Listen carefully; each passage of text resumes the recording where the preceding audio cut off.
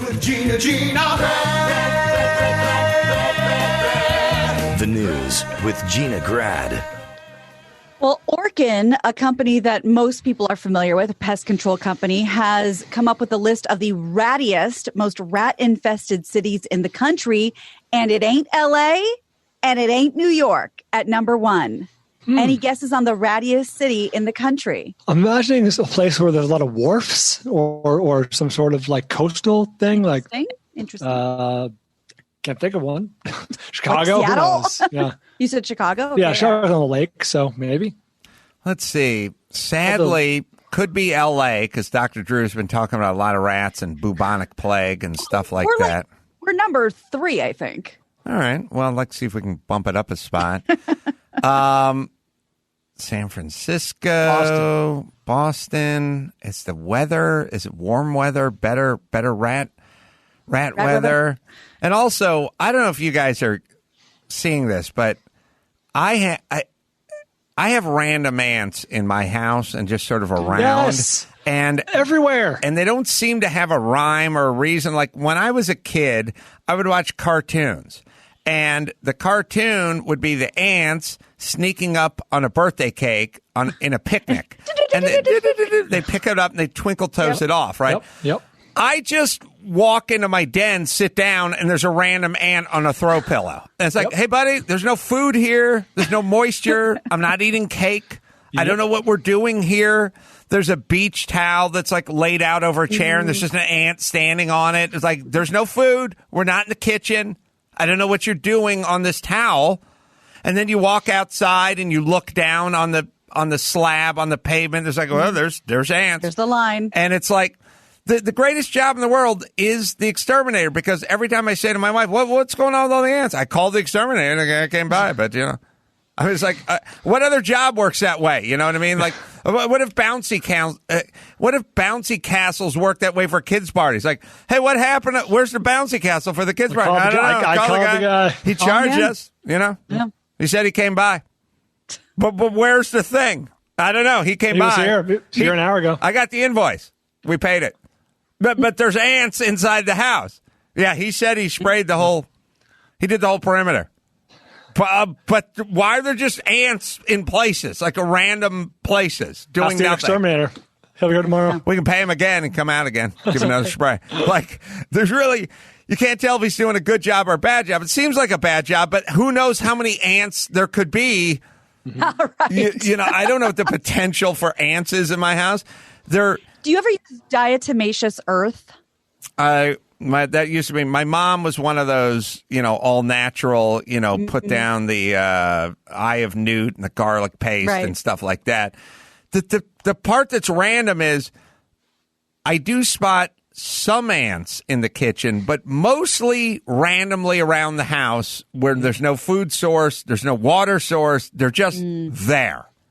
Which is bothering me because because they're essentially like serial killers now. Like they're not guns for hire. They're just randomly just walking around, and it's not even like a colony or a line. It's just like there's 3 ants. They're on that. And towel. you said not around food, but just to clarify, not in a dog food bowl because that they can congregate there. No, I mean thank you, but I would definitely tell you if it was a dog food bowl. They are because that's the randomly spread out. In various rooms, They're all over these banana peels that keep leaving everywhere. They're randomly spread out all over the place with no rhyme or no reason and I vacuumed up 3 ants before I left today that were on the towel that we use to dry Phil after he gets out of the pool. That was dry, has nothing on it, and it's just sitting in the living room. They're just sitting on this towel. And I see them on the floor, and I just see random singlet ants just like on a throw pillow, just kind of walking by. Scouts. Don't know, but they're out, man. It's on and they're out. But wouldn't you rather it be an ant than literally anything else? Literally. Ladybugs, I would be freaked out if they were all over the house. Silverfish are weird. Yeah. Cockroach is bad. Cockroach Spiders. is bad. We don't like spiders, but The spiders do keep away the flies. So. At my last place with the American cockroaches, they're the ones that are basically harmless, but you could put a saddle on them. Right. Those were terrifying. Yeah. Either way, it's all part of my why I always want the weather to cool down, because when the weather cools down, the insects kind of mellow out. Go back to where they came from. Insects are like they're like cells, and when they start getting heated up, like when ice freezes up, and then when you start heating up, it's like this movement, like as the heat starts to come in, it starts to move. And on those hot summer nights, you step outside and there's just like humanity, all nature's everywhere. And when it starts to cool off, the last few years, they said nobody's had a good, even in California, where it gets cold for where we live, there hasn't been a freeze good enough to stop the insects for that period of time. So they're just accumulating. So if you've seen more bugs than usual, it's because we didn't have a good freeze last winter. Well, it's one of the many things I think about when I'm just standing out in my yard and there's ants all over the fucking slab. And I'm thinking to myself, in this modern era where like Elon Musk has like launched a Tesla Roadster to Mars and stuff, the ants the same. They're nothing. Yeah. No remedy. No, which really does go to show you that whether you're talking about people like the homeless situation in LA or ants, good luck with nature. You really you try and you try and you try, but nature just sort of is. Nature finds a way. Finds a way. So Brian said Chicago. What's your guess for the rattiest city in America? Oh, so LA's 3. I'm going to change it to Boston because I don't think the lake has the same effect as the ocean. Okay. I'm going to go with Baltimore. Interesting. Brian, should have stuck with your original hunch. It is Chicago, the 6th-time holder of the title. That nobody wants this title, but they are the rattiest city according to Orkin. They topped the list for the 6th year in a row, according to CNN. And they rank U.S. cities based on the number of rodent treatments from September 1st to August 31st, of the following year. The result is a list of 50 cities, most changed spots, but not Chicago. Rounding out the top 10, L.A., New York, D.C., San Francisco, Detroit, Philadelphia, Baltimore, Denver, and Minneapolis. And I would imagine, maybe it has something to do with being near water, like you said, lakes, waterfront. Well, it would also stand to reason that the places that had the most restaurants and the most business and the most alleys populace and stuff, like that's got to help, right? That's true, but I'm glad you said that. The Orkin representative said, according to the stats and to the website, be on the lookout for rodent appearances to increase as less places are open. The food, the trash that people are throwing out behind the restaurant are not open. They are on the lookout for food near your house, near your dumpster, near your trash can. And it will only continue to increase as the weather gets colder because they don't want to be in it either. Again, good luck with nature. We've been trying to fighting rats for 500 years. There's nothing we can do about it. Number one. Number two, Drew's always talking about bubonic plague coming back to L.A. in 2021. So we got that to look forward to as well. The people who should be sued for false advertising are the Orkin commercials and all the pesticide commercials and all that stuff, because they show the guy. He shows up. First off, he's a guy who looks like Joel McHale if he was into CrossFit. Like he's like a 39-year-old Joel McHale ripped. Adam, stop. Random ant on my pad. Random ant right, your pad. Son of a bitch. Get all the cake off it. It must be laden with frosting, right? Obviously. The commercials always look like a guy looks like Joel McHale. He's wearing a tight shirt. It's buttoned up. It's got a collar. It's pressed. It's tucked in. He's the Orkin guy. He's wearing his green dungarees and his work boots that have never been worked in. It's like brand new work boots. Off the shelf. Yeah. He shows up at the housewife's home. He explains that they're going to build a perimeter.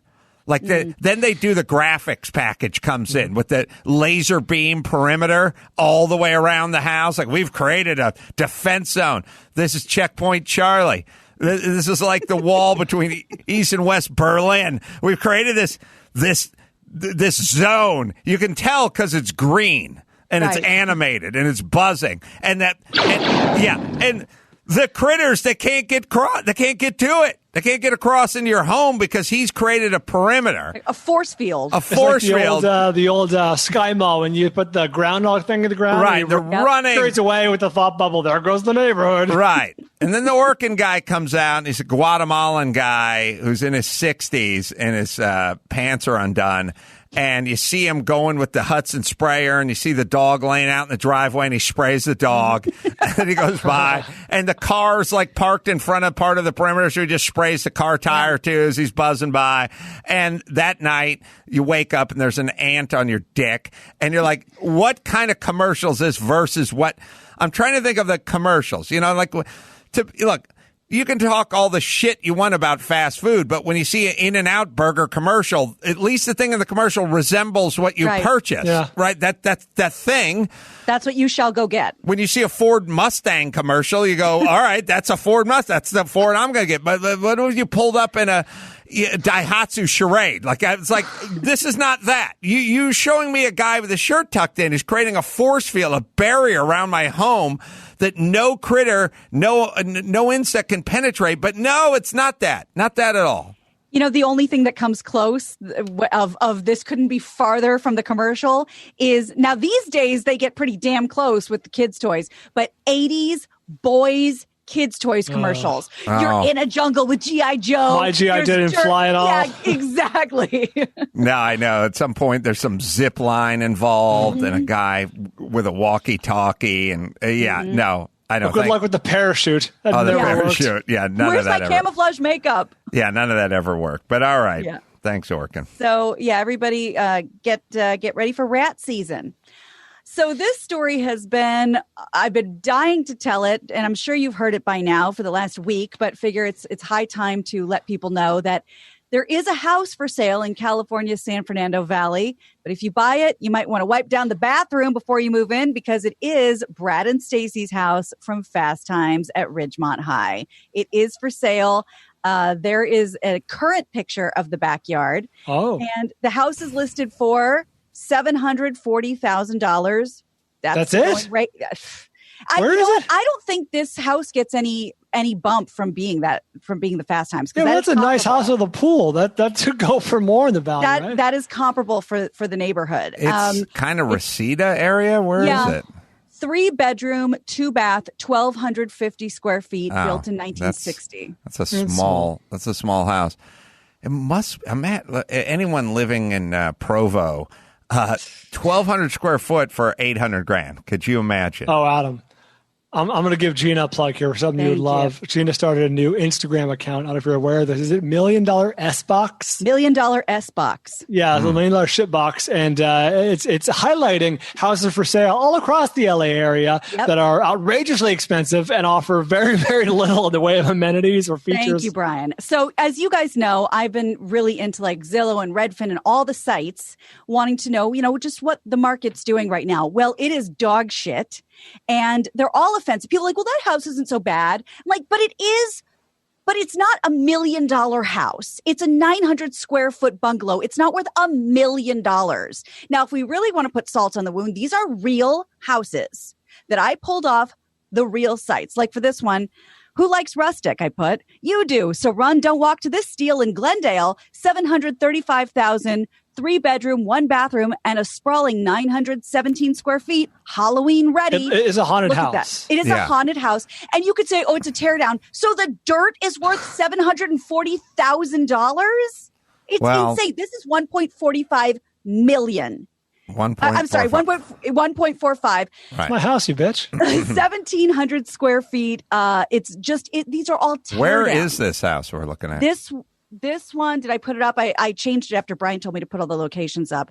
I think this one is in Echo Park. I suggest. But, the rest of the ones all have the city in it. Well, a lot of them in the valley.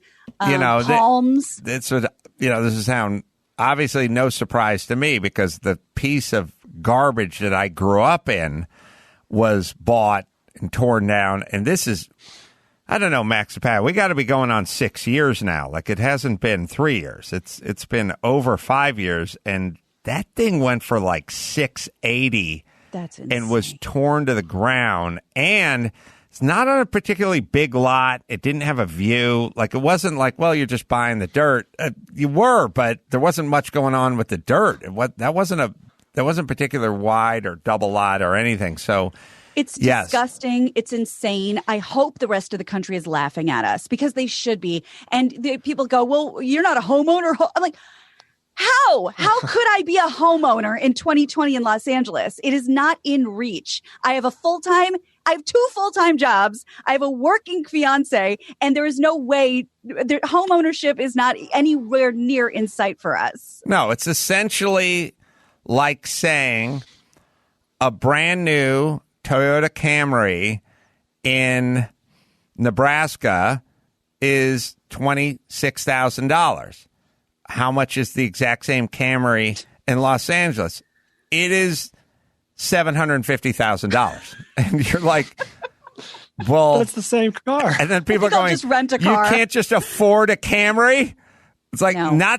Not the Camry. I know in Nebraska it's $26,000, and I'll be generous. It's $180,000 here. Like I'll be sane. But the point is no, not that price. Not for the same car. And when people go, I don't want to upset you, but for that money, you could get 70 acres. And I'm like, great. No, I'm fine with knowing this. I like knowing that the rest of the country isn't crazy like we are. So thank you, Brian. And please follow my new Instagram account, $1 Million S Box, because it's going to bring you a lot of joy if you don't live here, and you can commiserate if you do live here. Yes. All right. What else we got?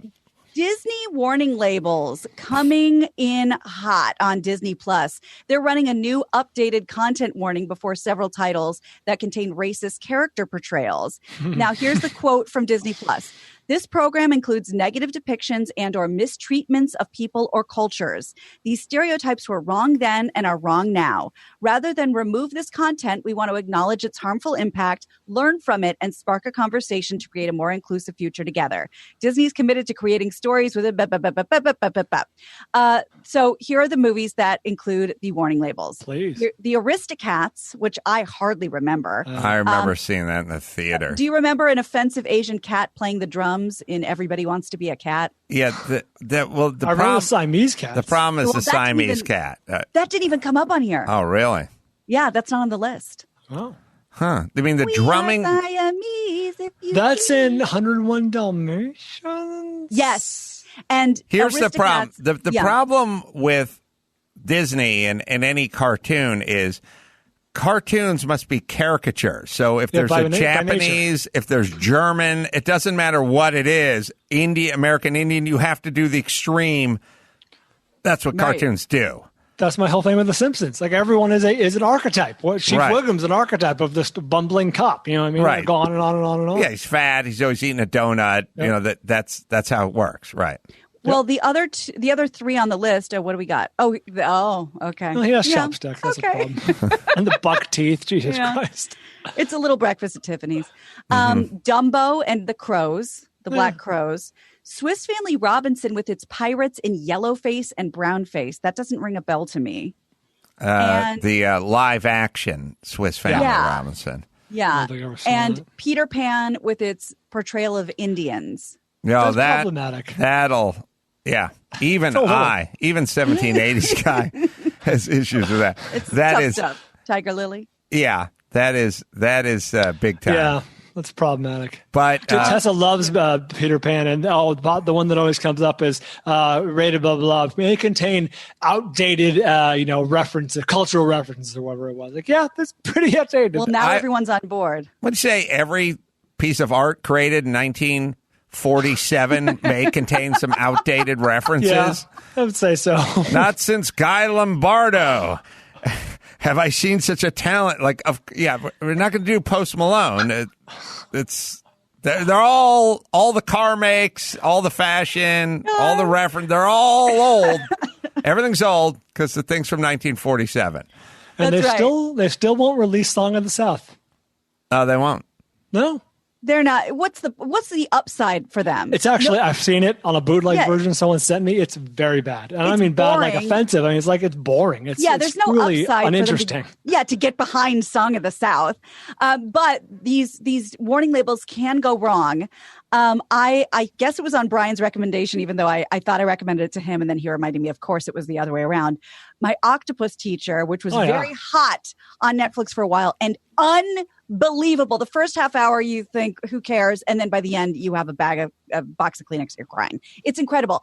Before you put it up, let me just tell you, broad strokes, this is about a guy who goes diving every day for a year, and sees the same octopus and sees how she handles life under the ocean and running from predators and how smart octopi are. And it's essentially a nature documentary. This is the warning label on My Octopus Teacher. Violence, fear, and language. It's rated G. Fear. It's rated G. Fear is now a category. Because a shark went after an octopus? There's fear. Who could possibly benefit from these words? What human being is saying, well, I have a 9-year-old and I don't want them exposed to fear? Fear, I mean, the bases of every one of these Disney movies and any movie is like there's the guppy and then there's the shark and the shark's going to eat the guppy and the guppy's got to run away and the mommy's, Bambi's mom got shot. I mean, you remove the fear part or the aggression part or the whatever part, there's no story. There's It's Finding Nemo. You know what I mean? Right. I don't know what. I'm not sure why this is attractive to so many people. This let's get rid of everything or let's slap a warning label on everything. It seems it seems like it shall affect nobody. It also seems wildly unsatisfying. Like, does that feel like you did something? I don't feel like you did anything. And of course, there's always the period smoking where it's like, sure. I got people smoked back then. Like, also, I don't feel like I need a heads up on everything. Mm-hmm. You know what I mean? Like, you may see somebody smoking in this. You may be offended by it. I can see someone smoking, or I can see an octopus getting eaten by a shark. Like, I'm a big boy. Like, I can handle that. I didn't want this stuff all front loaded even. Yeah.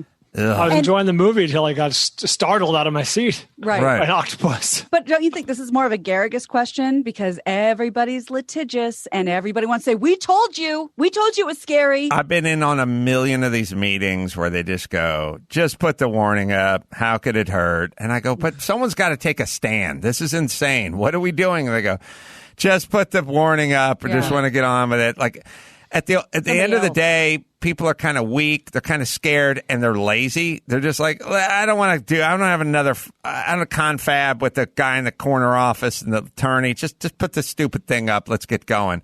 It's like all these, again, it's all these dumb meetings that every corporation has to have, their sensitivity training and stuff like that. They'd all go away tomorrow if everyone in the building just went, fuck it, we're not going.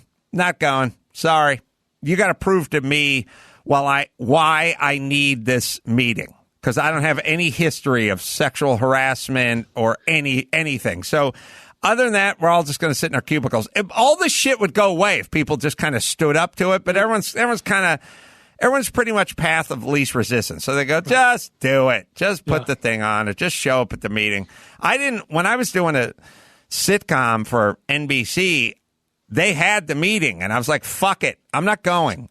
And they're like, you got to go. And I'm like, why? I've been to 13 of these things. It's like a driver's license. I have to get it renewed every 10 minutes. Like, why can't I just use the meeting I did 10 months ago when the last piece of shit project I was working on? And they're like, you have to go to the meeting. I'm like, I'm not going to the meeting. So what? So fucking sue me. I'm the star of the show. I'm not going. And so I never went to the meeting. And then we're like sitting in the writer's room 2 days later, and the chick from the meeting who ran the meeting came into the writer's room and like sat next to me. And she's like, we have to do a half hour of this meeting. Good looking. Yeah. You smell awful nice. Someone been working out. Yeah. So I was like, are you fucking kidding me? She didn't know what she was doing. I didn't care what she was doing. That's what we're on. That's what it is now. It's the parsley by the side of the plate. No one knows why it's there. No one eats it. No one cares. Just do it. That's a weird place to be in as a society. And we don't have those same thoughts about homeless people. We're not as motivated. We're not as energetic about that. But with this, we are. Speaking of that, just because I don't think this came up the last show. Do you know that in this neighborhood, in the neighborhood I live in Burbank and Valley Village and that whole vibe, they are going to start sending out not police officers, but people in khakis and like safety patrol sashes. Hall monitors? Yes, to start handing out citations for people not wearing masks. And, and they're just people, just dispatch. But the best part is they said this will be, the Magnolia Business District, the Burbank this, downtown this, and city parks. So does that mean that all the encampments are going to get cited? All the people who aren't wearing masks are going to get cited? Highly likely. Highly. Yeah. Yeah, they're never going to. I was in your neighborhood. I saw that they'd dropped off porta potties underneath the overpass. So they're now just going, we're bringing the mountain to Mohammed. Like, here's some porta potties. Okay. All right. The mountain. People are building out their places. And yes, I read that article. The cops aren't really enforcing the mask rules in Burbank. And so Burbank is hiring their own police force. They have their own Pinkertons to run around. And anyone listening, I talked to Mark Garagos about this. He's like, those guys don't have any authority over you. They're not cops. They can't tell you what to do. You're not allowed to just farm out. By the way, you want to talk about Orwellian? The city's like, the cops don't listen to us. We'll get our own police force. And we'll start taking it out on the citizens. Garagos is like, you don't have to pay those fines. I wouldn't pay those fines. I wouldn't even take it. Don't do it. Yeah. Those aren't cops. I can't imagine anyone. Yeah. They don't have jurisdiction over you. You don't have to do it. Jesus Christ. Like the red light cameras. Remember when that was a thing that went away one day? Yeah. Mark brought that up as an example. He said you should never pay one of those tickets. That's not, you can't, the police force is the police force. If the city council wants to start farming out the policing to like outside entities, they're not allowed to do that. You are governed by the police force. If they hire Raytheon to hook up cameras and give you tickets, that's not the police force. You don't have to pay that. It's unconstitutional. And I would say the same thing with all these fucking people handing out citations to people with their kids at the park on 100-degree weather and walking right past homeless encampments who are obviously empty bags finding a way to get money out of the taxpayers. It's weird. It's very, this is the kind of thing that would shock 1780s guy. He would not understand this. Don't pay it. Like, look, at a certain point, people, the folks are just going to have to rise up and go, fuck it. Yep. Not doing it. Well, it's kind of what happened with the red light cameras. You listen to the Garagoses of the world and just, trash them. Well, and if your only identifying feature is the guys in khaki pants, I'm sorry, but that's not good enough for me. What a gig. All right. One more, Gina Gran. Okay, and just to Chris, just do a little work for you or Kaylin. The Fast Times house is at 24124 Welby Way. So if you could just tell us what neighborhood that's in, that would be, I'm sure we'd all from the movie, it looked very... West Hills. Oh, West Hills. Yeah. Oh. Yeah, show us a map of that bad boy. Anyway. All right. So if you're looking to zhuzh up your house, maybe add some artifacts, class the joint up a little bit. They are selling Hitler's bar from his yacht. From his yacht. Yeah, Aviso Grille. It has hit the auction block. It's estimated to fetch upward of $250,000. That's the bar. It's kind of cool. Very Charlie. It actually is kind of cool. Very Charlie Chaplin-esque, right? Yeah. And just to explain what you're looking at, it's a big globe. And it has some gold accent and white bar stools around it. Now, it is an optical illusion because you think, well, where do you stand? That gold rim in the middle, you get inside of it. So that's you're looking at the back and the front. There it goes. Just to give you some info on this, according to the auction house Alexander Historical Auctions, the globe-shaped bar and stools have remained untouched for 70 years after being removed from the vessel when it was being scrapped. Since then, the high-priced item was in a home and a barn in rural Maryland, overseen by the son of the original purchaser who installed it as a curiosity. And the bar and stools sat in the 377-foot yacht where he entertained top-ranking officials, Goebbels, everybody. How long was this yacht? I don't know. It was called the Aviso Grill. Oh, I thought you said it was 377 feet. I don't. Oh, I'm sorry. Yes, 377-foot yacht. That's too. Wow. That's too long a yacht. It's a battleship. Yeah, it says yacht. Maybe yacht being a loose term. He had a 377-foot yacht? Who the fuck was he? David Geffen? This is bullshit, man. Wow, that is a hell of a Hitler yacht. It's the biggest Hitler yacht I've seen today. Wow, that is like a half battleship, half luxury liner. Well, yeah, it's a military ship. Oh, maybe that was it. Maybe they took a military ship and they sort of outfitted it for Adolf. Now, here's the existential question, because I think we're all on the same page that if we didn't know who owned it, we would think that was badass. And if we had the money, we would buy that bar. Now, would your hand go down at the auction if they told you it was Hitler's bar, no matter how cool it looks? I'm trying to think. I don't like all that, Charles Manson drew a picture from his cell. Right. That's always weird and macabre to me. This is the opposite. It's cool in spite of who owned it. It's also he's not the artisan that put it together, right. Right. And I don't know if he was a heavy drinker. He probably didn't spend a lot of evenings there, And for some reason, it being part of the yacht is something different than like Hitler's end table.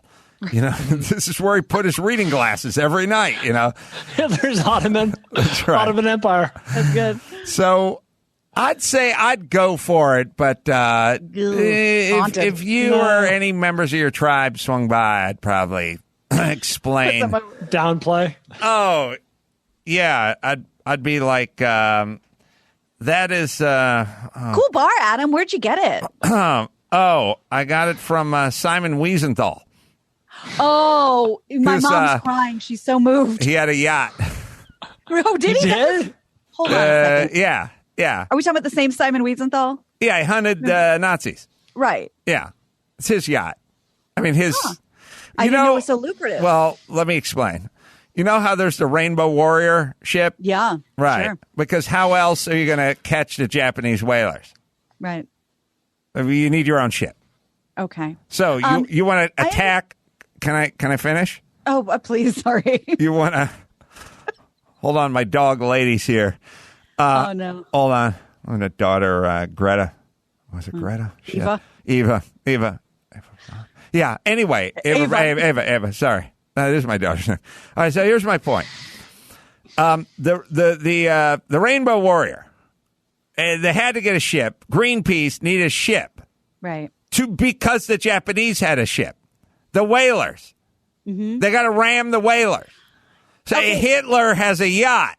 Mm. So Simon Wiesenthal needs a yacht to hunt Hitler's yacht. Did Simon Wiesenthal have a lot of downtime for like recreation and imbibing and just kind of chilling? I own the man's bar. I didn't write his autobiography or his biography. Sorry, that's his business. Cheers. We're not related. I admire the man. I own his bar. You want another schnapps? That's all we have on tap. Okay. Yeah. We have Jägermeister on tap. That's all. Oh, I don't like where this is going. That's all we got. You don't want to do a shot? I got a little shot glass. Looks like a boot. No? Oh, boy. I hope it was something that you took off a Nazi or that Simon took off a Nazi when he, Oh, yeah. Went for their heads. He drove that yacht all the way down to Brazil, man. He didn't have any quit in him. Oh, wow. And every yacht we passed, he'd be like, I bet that's Hitler's yacht. Well, then you know what? I will have a drink. Let's drink to Simon Wiesenthal's bar. Huh? Simon Wiesenthal? Can we drink to Simon Wiesenthal's bar? Which bar?